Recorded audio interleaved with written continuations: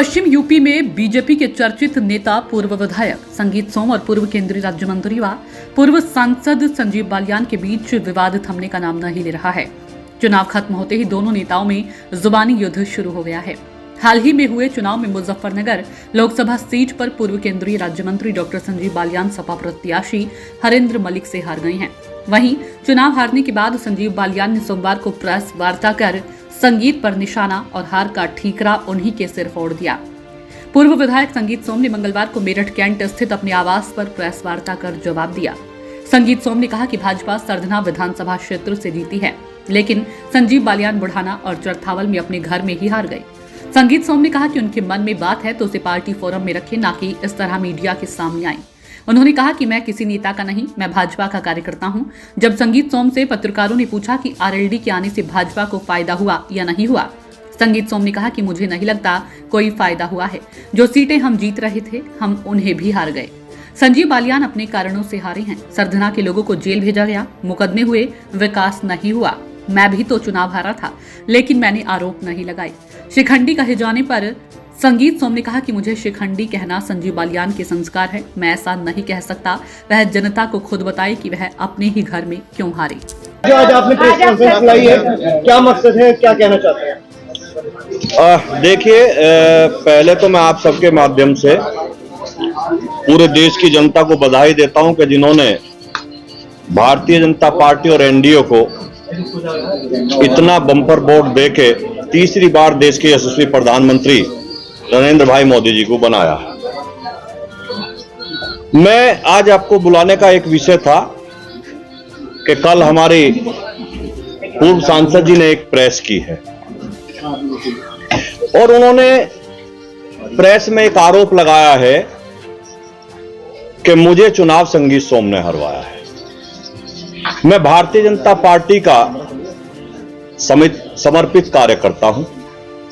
मैं भारतीय जनता पार्टी का वो कार्यकर्ता हूं कि जब उत्तर प्रदेश की सरकार ने आतंक मचाया हुआ था, समाजवादी पार्टी की सरकार ने, तब भी अपने उत्तर प्रदेश की जनता की बात हर फोरम पर उठाई।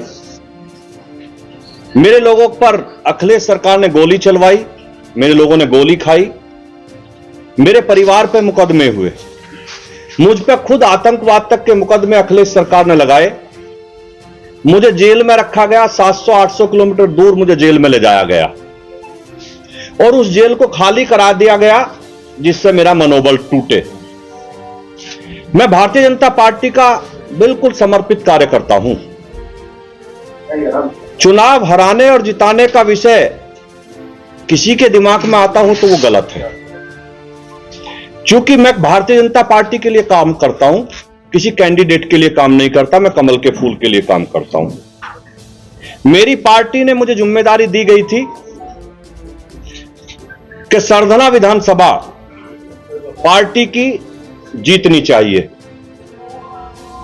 इतनी विपरीत परिस्थितियों के बाद जब सरधना में कोई विकास ना हुआ हो, सरधना की जनता पे मुकदमे कराए गए हों, सरधना के लोगों को जेल भेजा गया हो, लेकिन उस विपरीत परिस्थिति के बाद भी भारतीय जनता पार्टी सरधना पे बराबर रही, हार कर नहीं गई। हारने का कारण माननीय मंत्री जी को खुद देखना चाहिए कि वो बुढ़ाना जैसी विधानसभा में क्यों हारे, वो चरथावल जैसी विधानसभा में क्यों हारे। हमारी वो विधानसभा है वे जिसमें वो कहते हैं कि मैंने विकास के नए आयाम रचे हैं। मुजफ्फरनगर विधानसभा हमारी ऐसी विधानसभा है भारतीय जनता पार्टी की, जिस विधानसभा को विपरीत परिस्थितियों में भी भारतीय जनता पार्टी 30 से 40 हजार वोटों के मार्जिन से जीतती है। लेकिन इस बार उस विधानसभा को भी हम 800 वोटों से जीते। खतौली विधानसभा हमारी ऐसी विधानसभा है जिसे 30 से 40 हजार मार्जिन से पार्टी जीतती है। हम उसे भी शायद 2000 वोटों से जीते।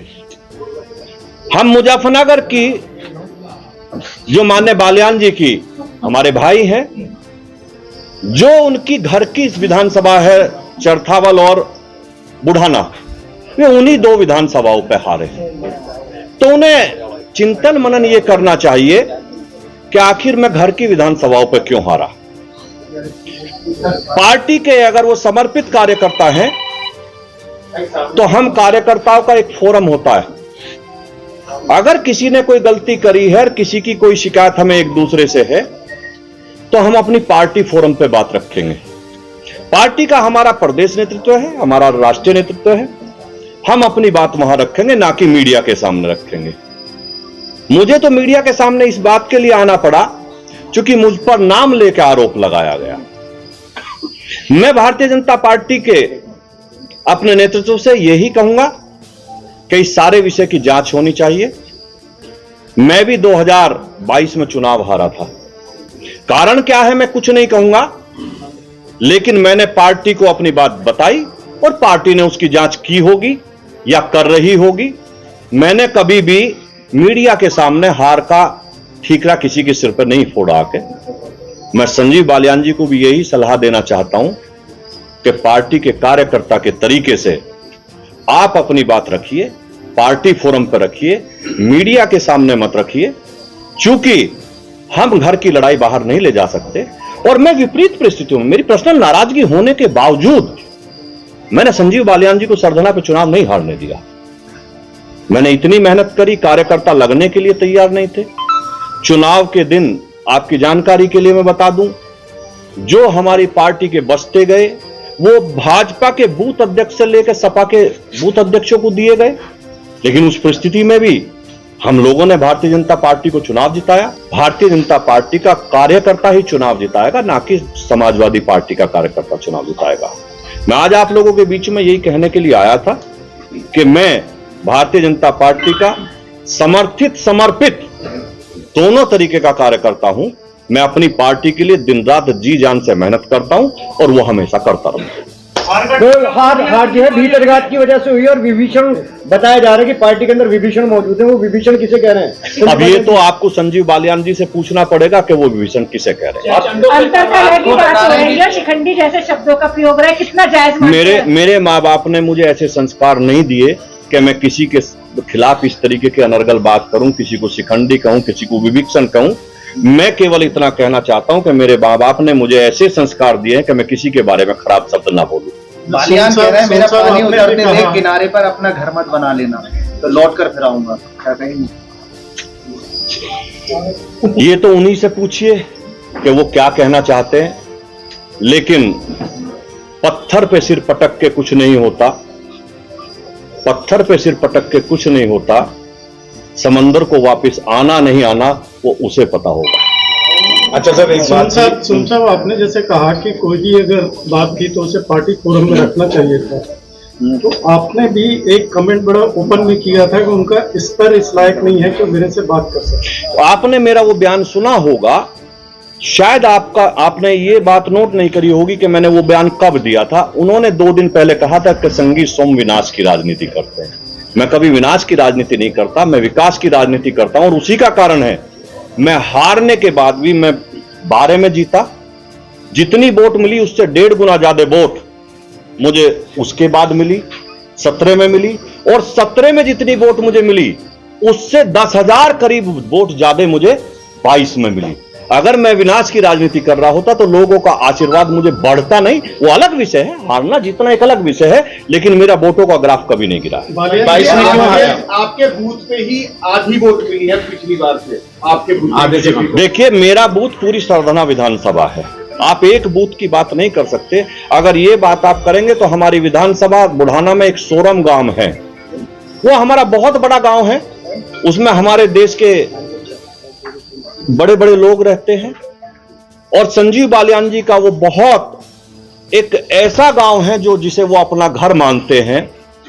हमारे प्रदेश के अध्यक्ष जी भी वहां गए, बड़ी बड़ी सभा भी वहां हुई, उसके बावजूद भी हम सोरम गांव में हार के आए हैं। तो ये तो अलग विषय है, कौन कहां हारा जीता है। मैं सरधना विधानसभा की बात कर सकता हूं कि सरधना विधानसभा में मैंने चुनाव नहीं हारा। बालियान जी आपकी सुरक्षा पर सवाल खड़े कर रहे हैं, जो नाराजगी थी वो भारी पड़ी है।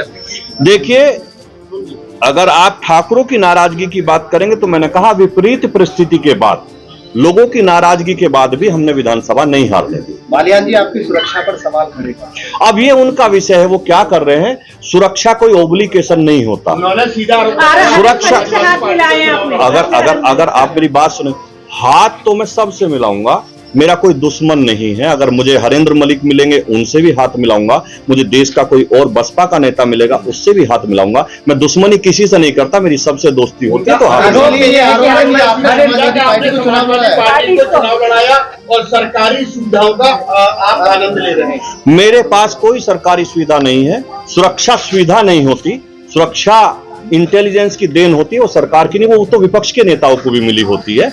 इतनी जानकारी सब लोगों को होनी चाहिए। सोम साहब, बालियान साहब ने एक स्टेटमेंट दिया है। उन्होंने कहा है कि उनकी हार में एक बड़ा मुद्दा था हिंदू जो वोट्स में डिवीजन का होना।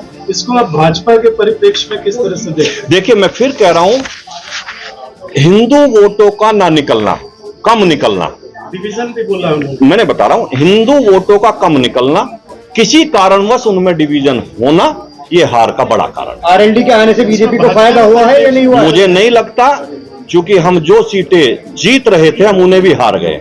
आरएलडी के साथ जुड़ने की वजह हिंदू वोट डिवीजन को भाजपा के परिप्रेक्ष्य में किस तरह से देखते हैं आप? देखिए, मैंने आपको बताया, ये पार्टी का विषय है, पार्टी इस पे चिंतन मनन कर रही है और पार्टी इस पे देख रही है कि ये डिवीजन क्यों हुआ। चिंता का विषय है ये हमारे लिए चिंता का विषय है। ऐसे ही तमाम खबरों में बने रहने के लिए हमारे चैनल न्यूज ब्लॉग्स को सब्सक्राइब करें, वीडियो को शेयर करें और हाँ, लाइक करना बिल्कुल भी ना भूलें।